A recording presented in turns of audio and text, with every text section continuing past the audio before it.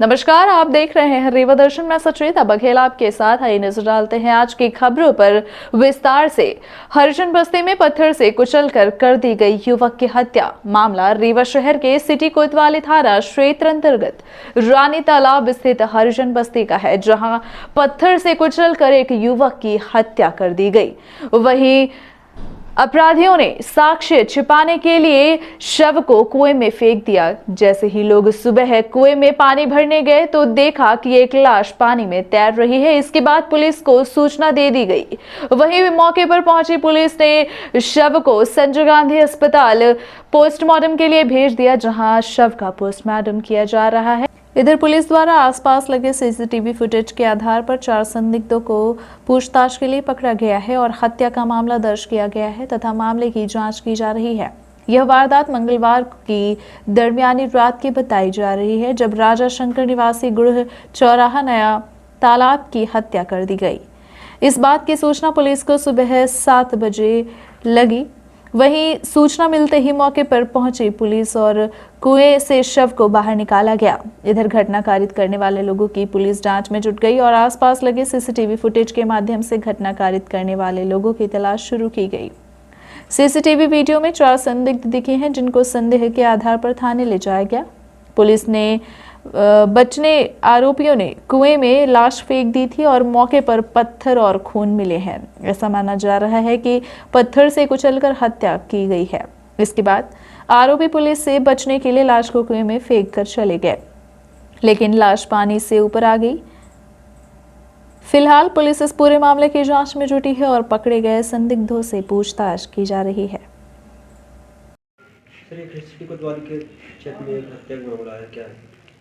आज सुबह पुलिस को सूचना मिली थी कोतवाली पुलिस को कि एक कुआं है, उसमें एक बॉडी पड़ी हुई है और ब्लड भी कुएं की बाहर भी पड़ा है, कुएं की दीवार पे भी लगा हुआ है। कोतवाली पुलिस के द्वारा जाकर मौके पर तस्दीक की गई। तस्दीक करने पर पाया गया कि एक व्यक्ति है, उसकी पहचान जो है राजा स्वीपर के नाम से की गई है, जो गुड़ चौराहे का रहने वाला है और अपनी बहन के पास अक्सर रानी तालाब के पास आता रहता था और करीब 27 वर्ष का है और पुराना 1-2 चोरी का इसका अपराध भी है। घटनाक्रम के संबंध में पुलिस द्वारा अभी मौके पर पंचनामा कार्रवाई की जा रही है और ऐसा प्रतीत हो रहा है कि उसको किसी ने चोट पहुंचाकर उसकी हत्या की और उसको कुएं में फेंक दिया है। कुछ लोगों को सर गिरफ्तार भी किया गया है। कुछ लोगों को अभी अभिरक्षा में लिया गया पूछताछ के लिए। किशोरी के साथ एक युवक ने किया दुष्कर्म। आरोपी युवक के खिलाफ पास्को एक्ट के तहत किया गया मामला दर्ज। रीवा जिले में एक बार फिर से मानवता को शर्मसार कर देने वाले घटनाक्रम सामने आया है, जिसमें एक वहशी दरिंदे ने किशोरी के साथ जबरदस्ती दुष्कर्म किया। इतना ही नहीं, युवती को इसके द्वारा धमकी भी दी गई कि अगर किसी को इस घटना के बारे में बताया गया तो उसे जान से मार दिया जाएगा।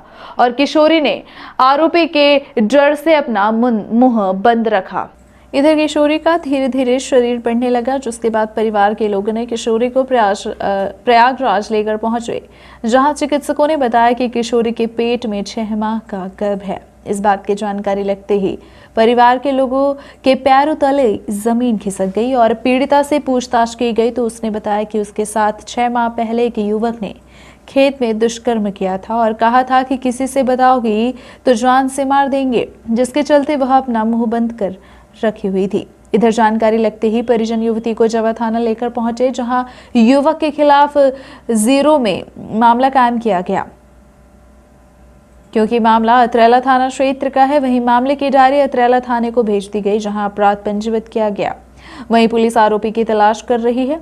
आरोपी का नाम अशरफी लाल कहार बताया जा रहा है, जो लुक गांव का रहने वाला है, जिसके खिलाफ दुष्कर्म तथा जान से मारने की धमकी देने सहित पास्को एक्ट के तहत प्रकरण पंजीबद्ध किया गया है। पेट में दर्द दूसला गए रहे न्यूता खाने। हाँ। तो पेट में दर्द दूसला। हाँ। तो हम बोले कि बहन बोली कि ले चलो दवाई कराने। जब दवाई कराने लगे तो बोला कहीं इसके पेट में बच्चा है। तो हम बोले कई महीना के, कहीं 3 महीना के। तो हम कहा सफाई वगैरह न हो जाए, तो कहीं सफाई वगैरह न हो, इसका ऑपरेशन कराए पड़े। हम कहा ऑपरेशन कहीं ना, तो हमसे मांगी पैसा 30,000 रुपया। हमने लगे 1 रुपया नहीं रहा, नहीं तो करने गए थे। जब 1 रुपया नहीं रहा तब फिर हम मन से पूछन घर वाले से कहीं दवा नहीं है तो लेके चले आओ। तो फिर रास्ते में खूब पेट दर्द करा रहा, तो फिर दो गोली वोली दवाई ववाई दीनी तो खाई नहीं, और खाए के बाद फिर इलाज करवान था, कहीं कि इसके पेट में बच्चा मर चुका था। तो हम कहन तो कहीं जितना जल्दी हो सके उतना जल्दी हॉस्पिटल ले जाए। फिर पुन के ले जान, तो फिर यहाँ ले जान तो पुन से देखान जवा में। तो जब हम बोले मैडम कहीं कि इसका पेट में बच्चा हुआ जिंदा है, मरा नहीं है। जब इतना कहीं तो फिर हम कहन चला ठीक है। फिर जब हम ले आन तब लिखी रिपोर्ट, और फिर उसके बाद यहाँ ले आए। फिर यहाँ ले आए, फिर यहाँ से रात भर रहा यहाँ, फिर बिहान में हुआ रीवा, जहाँ का था संजय गांधी हाँ हुआ गान, तो हम जाँच वाँच करी कल तो फिर बुलाए हुए। हाँ हुए। थाने में पहले कहाँ रिपोर्ट कर रहे हैं? जवा में। फिर जवा से ही यहाँ। फिर जवा वाले यहाँ लेके आए। हाँ, और आप अपनी पूछी थी बच्ची से कि कौन था कैसा था? हाँ बच्ची से पूछी तो हम कहन जब इतना रहा तो पहले बतावे चाहिए। आप बताए तब बताए से उनका काट फायदा। तो कहीं कि नहीं बताऊं, कहे रहा कि हम काट डारब तो का काट के फेंक दे, पता नहीं चली। क्या नाम था लड़के का? वो नाम था का कहा था असरफी लाल। हाँ। बाप का नाम क्या था उसके? हमरे नहीं, वो के लड़किया के बाप गुजर गए, हमारी फिर शादी नहीं हुई थी, है ना। हाँ। तो अब क्या चाहती हैं आप? पुलिस से क्या करे आप कार्रवाई हो उसके ऊपर? उसके ऊपर हम ये कर रहे हैं कि जौन हो सकाए, चाहे उसे कहते हैं कि मेरे बेटी का राखा और न राखी, एक कमरा घर 2 बीघा जमीन 3 लाख रुपया इतना हम कही थी। हाँ, और जब इतना दे का मंजूर न होई और तुम दई भर दे तब वो जेल में सड़े के मारा, जिंदा न रखा। कहे से कि हमारी बेटी उसकी बेटी है। बाबा लगता था, बाबा जब ऐसे कसाई रहा तो के सब कसाई करब तब ना समझ बिल्कुल। में आई। हाँ, तो ये हम चाहे थे बता दे कि इतना इतना मांग करेगी, यह मांग पूरी हो चाहिए। एक 16 वर्षीय बच्ची आई थी जब थाने में रिपोर्ट करने अपने परिजनों के साथ में, और उसने बताया कि 5-6 माह पहले जब वो शौच के लिए गई थी तब उसके ही समाज के एक व्यक्ति ने, जिसकी उम्र करीब 40 वर्ष है, उसके द्वारा उसके साथ ये घटना कारित की गई थी, जिसके कारण से वो गर्भवती थी, 5 महीने का उसको गर्भ था। उसके बाद परिवार के साथ मिलकर उसने रिपोर्ट की, तो पुलिस के द्वारा प्रकरण पंजीबद्ध कर लिया गया है। आरोपी की तलाश की जा रही है, वैधानिक कार्रवाई की जा रही है। प्रधानमंत्री स्वच्छ भारत अभियान को पलीता लगाते नजर आ रही है नगर निगम। स्वच्छता के लिए बनाया गया सुलभ कॉम्प्लेक्स गटर का पानी अब लोगों के घरों के अंदर। स्वच्छ भारत अभियान प्रधानमंत्री के सपनों का वह भारत है जिसमें देश की स्वच्छता को लेकर एक मिशन की तरह चलाया गया। आज भी स्वच्छता अभियान में अरबों रुपए खर्च किए जा रहे हैं, लेकिन रीवा नगर निगम क्षेत्र में स्वच्छता अभियान की कली खुलती नजर आ रही है। यदि हम जिला मुख्यालय रीवा नगर निगम की बात करें तो कई ऐसे दृश्य मिलेंगे जिन्हें देखते ही स्वच्छता अभियान का उपहास नजर आता है। रीवा नगर निगम के गुड़ चौराहा स्थित नया तालाब के समीप नगर निगम प्रशासन के द्वारा निःशुल्क सुलभ कॉम्प्लेक्स का निर्माण कराया गया था, लेकिन निर्माण कराने के बाद नगर निगम शायद उस कॉम्प्लेक्स को ही भूल गई, जहां हालत यह है कि गटर का पानी सीधे लोगों के घर के अंदर घुसता है। स्थानीय लोगों के द्वारा नगर निगम से कई बार शिकायत भी की गई। इस समस्या से निजात पाने के लिए स्थानीय लोगों ने सीएम हेल्पलाइन में भी शिकायत की, लेकिन अधिकारियों ने मामले का निपटारा कहकर उसे भी अंधेरे में रखा। शिकायत करके हार चुके लोग अब उस गंदगी में गुजारा करने को मजबूर हैं, और अब सवाल यह उठता है कि आखिर नगर निगम प्रशासन इस तरह से मनमानी रवैया क्यों अपना रहा है, जिससे न सिर्फ गंदगी का माहौल व्याप्त है बल्कि लोग बीमारी की चपेट में आ रहे हैं। शासन को सूचना दिया गया था, मगर अभी तक कोई कौनो कार्रवाई नहीं की गई। कोई अधिकारी यहाँ आया कभी देखने आता है या फिर? नहीं, आते जाते तो बहुत लोग हैं, पर काम करने कोई नहीं आया। इससे आप लोगों के घरों में पानी भर रहा है, जैसे गंदा पानी भरा, बीमारी फैलेगी। तो जी इसके हाँ। लिए आप लोगों ने मतलब कोई उच्च अधिकारी या कलेक्टर से भी शिकायत की है क्या? नहीं, जाके शिकायत तो नहीं की है। आते यहाँ पर तो यहाँ पर बोलते हैं हम लोग कि भाई ये पानी जो गंदा भरा है इसमें गंदगी फैलती है। भाई प्रयास ये है कि ये गंदगी ख़त्म होना चाहिए और कुल मिला के कॉम्प्लेक्स का पानी यहाँ भरता है तो उससे बदबू पैदा होती है, बीमारी भी होगी। ऐसी स्थिति कब से है यहाँ? जी, ये ऐसी स्थिति कब से है यहाँ अभी? ये ऐसी स्थिति जब से कॉम्प्लेक्स बना है, जब से है। कॉम्प्लेक्स का पूरा पानी यहाँ आता है। इसके लिए आप लोग कभी नगर निगम से शिकायत किए क्या कहीं? नगर निगम वगैरह में शिकायत जिनकी टाल है उन्होंने मनोज कुमार जायसवाल, राजकुमार जायसवाल शिकायत की है। हाँ, अभी तक कोई निराकरण नहीं हुआ? कार्रवाई तो कोई भी नहीं हुई है अभी तक। क्या चाहते हैं आप, इसको हटाया साफ किया जाए? इसको कॉम्प्लेक्स का पानी न भरे। रीवा शहर में गरीबों की निस्वार्थ सेवा कर रही है Benson helping social welfare society. अचल रैन बसेरा में रह रहे गरीबों को वितरित किए गए कंबल। इस दौरान कलेक्टर एवं पुलिस अधीक्षक ने भी गरीबों को शॉल व अन्य गर्म कपड़े वितरित किए। ठंड के मौसम को देखते हुए गरीब, असहाय व जरूरतमंदों को राहत पहुंचाने की दिशा में Benson helping social welfare society अहम भूमिका निभा रही है। इसी कड़ी में सोमवार रात 8 बजे अटल रैन बसेरा में गरीबों को कंबल वितरण किए गए। इस दौरान जिले के विभिन्न क्षेत्रों से आए हुए 51 बुजुर्गों को कंबल वितरण किया गया। इस अवसर पर Benson helping social welfare society अध्यक्ष श्लेषा शुक्ला ने बताया कि नगर के रहने वाले आकाश सोनी एवं प्रकाश सोनी सहित इनकी फैमिली मेंबर के सहयोग से गरीब असहायों की मदद की गई, जो इस ठंड में गरीबों के लिए बड़ा वरदान है। Benson helping social welfare society अध्यक्ष ने कहा कि इस कड़ाके की ठंड में बुजुर्गों के बीच अपने हाथों से कंबल वितरण करके गरीबों के चेहरे पर मुस्कान लाकर गरीबों के आशीर्वाद पाकर अत्यंत सुकून मिल रहा है। इस दौरान Rewa collector doctor Ilaiyaraaja T एवं पुलिस अधीक्षक नवनीत भसीन ने भी गरीबों को शॉल और टोपा भेंट कर उनका सम्मान किया और 5 साल से बीमार चल रहे वृद्ध महिला का बेंसन वेलफेयर द्वारा इलाज करवाया जा रहा है। साथ ही कलेक्टर द्वारा भी बीमार महिला की हर संभव मदद की जा रही है। इसके अलावा रैन बसेरा में रह रहे 4 बच्चों को स्कूल भिजवाने का प्रबंध किए जाने कलेक्टर ने पहल की है और कहा है कि जरूरत पड़ने पर और मदद की जाएगी।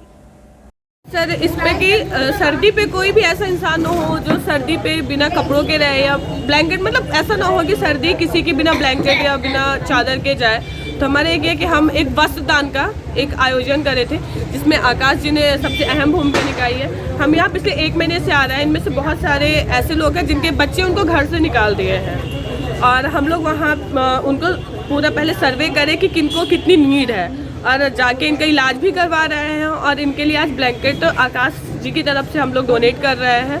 और हमारी संस्था का उद्देश्य है कि हम लोग लोगों को घरों से भी अपील करते हैं कि लोग जो अपने घर में पुराने रखे हुए जो यूज़ नहीं करते पर एक गट पे हम लोग रखे रहते हैं, हमारी आदत है कि हम देते नहीं हैं, तो वो भी हम संस्था के मेंबर जो हैं तो पूरे मोहल्ले पे, पूरे रीवा ज़िले पे अप्लाई कर रहे हैं, अपील कर रहे हैं कि हमें वो कपड़े दें जिससे हम ज़्यादा से ज़्यादा लोगों तक डोनेट कर सकें और उन लोगों की ज़रूरत भी पूरी कर सकें।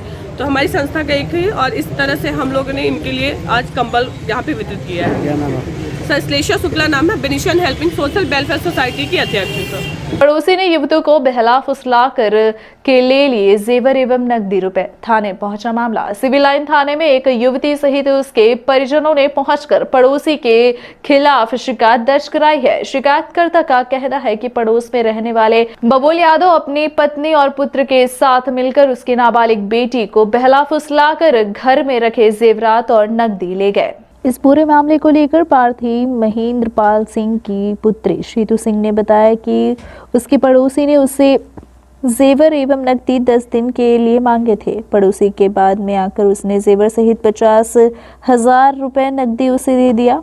अब वह वापस करने में आनाकानी कर रहे हैं। किशोर की माने तो उसने अपने पड़ोसी को तकरीबन 70 से 80,000 रुपए के जेवरात सहित 50,000 नकदी रुपए दिए थे, जिसमें सोने की लॉकेट, चैन, पायल, करधन सहित अन्य जेवरात हैं। हालांकि इस पूरे मामले में एक पक्ष की शिकायत लेने के बाद पुलिस मामले की जांच की बात कह रही है। अभी तक जो बात निकलकर सामने आई है वो किशोर के बयान के आधार पर यह कहा जा रहा है कि पड़ोसी होने के नाते उसके द्वारा जेवर एवं पैसे दे दिए गए थे। जी, हमारा कहना ऐसे लिया कि वो हमारे घर आती थी, 2-3 दिन आई। ज्योति दीदी आई, वो बोली पड़ोसी हैं, बाजू में रहती हैं, वो हमारे घर 2-3 दिन आई। हम बोले बैठिए हो गया, आती थी तो बैठा देती थी। हमें नहीं पता था कि मतलब वो कैसे कैसे करेंगी। फिर मैं एक दिन उनके घर गई, बोली हमारा लड़का तुमको बुला रहा है, छोटा सा था। तो मैं बोली ठीक है, उसको चाय में दे रही। चाय देने गई, तले वो मेरे सामान पूछी कि तुम्हारे पास क्या क्या सामान है। मैं बताई हाथ सकरी है, कान का है, पाँव का पैजेहर है। मैं उनको दे दी। मैं बोली ठीक है ले लीजिए, पर हमारा 10 दिन के अंदर आप दे दीजिएगा। वो हमें नहीं दी। हम उनके घर गए जब लेने, तो बोली कि वो भैया मुक्तबा ही नहीं, तो वो डूब गया तुम्हारा। मैं रोने लगी। मेरे घर वाले मुझे डांटे मारे, चिल्लाने लगे सामान लाओ सामान लाओ। मैं कहाँ पाऊँ तो उनका सामान दूँ। ये सामान आपने क्यों दे दिया था कि क्या क्या संबंध थे आपके उनके? संबंध सर हमारा कुछ नहीं था, सिर्फ वो हमारे घर आती थी तो हमसे बोली कि तुम अपना सामान दे दो, हम तुमको दे देंगे 10 दिन के अंदर अंदर। क्या क्या दिया था? पैसा भी दिया था आपने? जी सर, 50,000 पैसा मैं दी थी। 50,000 लगा दिया था? जी सर। और जेवर भी दिए? जी सर मैं दी थी। मैं बोली कि भरोसे में दे रही हूँ, आप मेरा रिटर्न कर दीजिएगा। वो मुझे दी ही नहीं। आज मांगने जाती हूँ तो बोलती हैं कि तुम मुझे दी ही नहीं हो, ऐसा वैसा। मैं बोली झूठ आप बोल रही हैं, तो भी वो नहीं दे रही हैं मुझे। पंचमढ़ा में संचालित है संस्कृत विद्यालय, जहां पर दूर दूर से आकर छात्र ले रहे हैं धर्म और संस्कृति की शिक्षा। ऋषि कुंजाश्रम पश्चिम पंचमढ़ा में संस्कृत विद्यालय संचालित है। संस्कृत विद्यालय में कक्षा प्रथम से उच्चतर माध्यम तक निःशुल्क शिक्षा के साथ छात्रों की परवरिश की जाती है। साथ ही आधुनिक विषयों का भी अध्ययन व अध्यापन कराया जाता है। यहाँ भोजन एवं आवास की भी समुचित सुविधा है। आपको बता दें कि सन 1995 में इस विद्यालय की शुरुआत हुई थी, जो संस्कृत प्राथमिक शाला के परिवर्तन होकर सन 1998 जुलाई में APSU द्वारा संचालित की गई। वर्तमान में यह विद्यालय पतंजलि संस्कृत संस्थान भोपाल द्वारा तथा जिला शिक्षा अधिकारी रीवा द्वारा मान्यता प्राप्त है, जिसका समिति संचालन संस्था प्राचार्य संतोष कुमार त्रिपाठी द्वारा किया जा रहा है तथा विद्यालय को आगे बढ़ाकर उच्च शिक्षा में परिवर्तित करने का भी उद्देश्य है, जो समाज देश विदेश के लिए विशेष होगा। और यहाँ दूर दूर से विद्यार्थी आकर निःशुल्क आवासीय संरक्षण व शिक्षा प्राप्त कर सकेंगे। बच्चे कक्षा 5 पास करके मेरे स्कूल में, जिसे हम कक्षा 6, 7, 8 को प्रथमा की संज्ञा देते हैं, प्रथमा प्रथम खंड, द्वितीय खंड, तृतीय खंड, कक्षा 6, 7 और 8 में बच्चों को प्रवेश दे करके मैं इन्हें उचित शिक्षा प्रदान।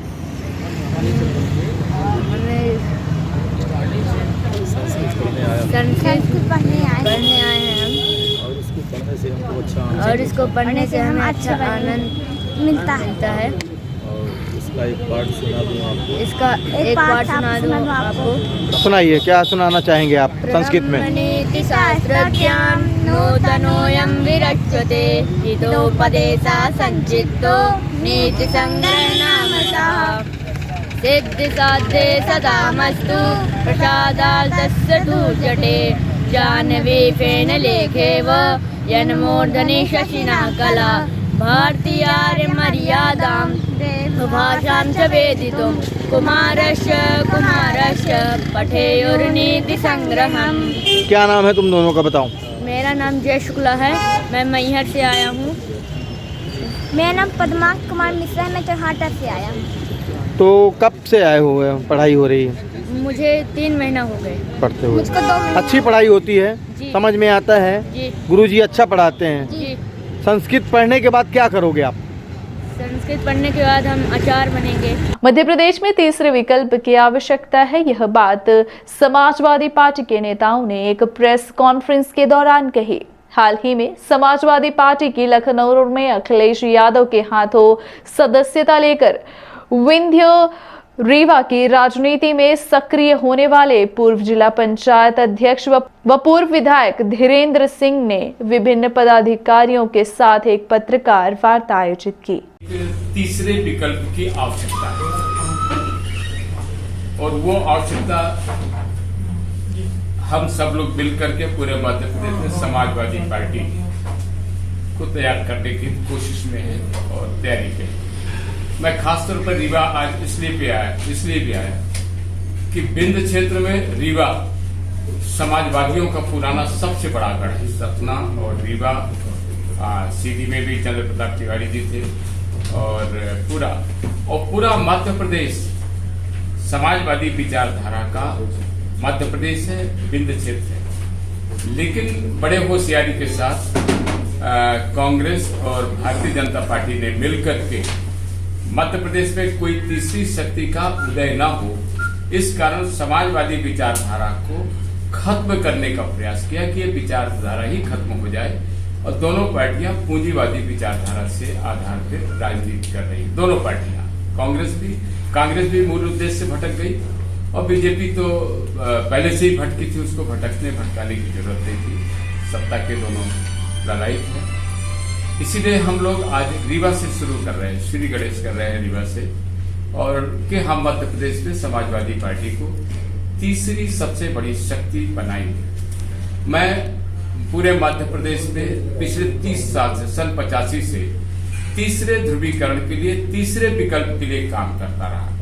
कभी मैं कांग्रेस में नहीं गया, कभी मैं भाजपा में नहीं गया, कभी ऐसे दल के साथ नहीं काम किया जो तीसरी धारा से, ये जो पूंजीवादी व्यवस्था में थे। यहाँ पर मैं पिछले महीने माननीय अखिलेश यादव जी, जो समाजवादी पार्टी के राष्ट्रीय अध्यक्ष हैं, उनके हाथों से मैंने पार्टी की सदस्यता ग्रहण की और इस कारण से सदस्यता ग्रहण की। यूसी मास बैकिस सेंटर में मनाया गया शानदार तरीके से चिल्ड्रंस डे। सेंटर के छात्रों ने स्टॉल लगाकर किया खूब एंजॉय, दी गई अनेकों प्रस्तुतियां।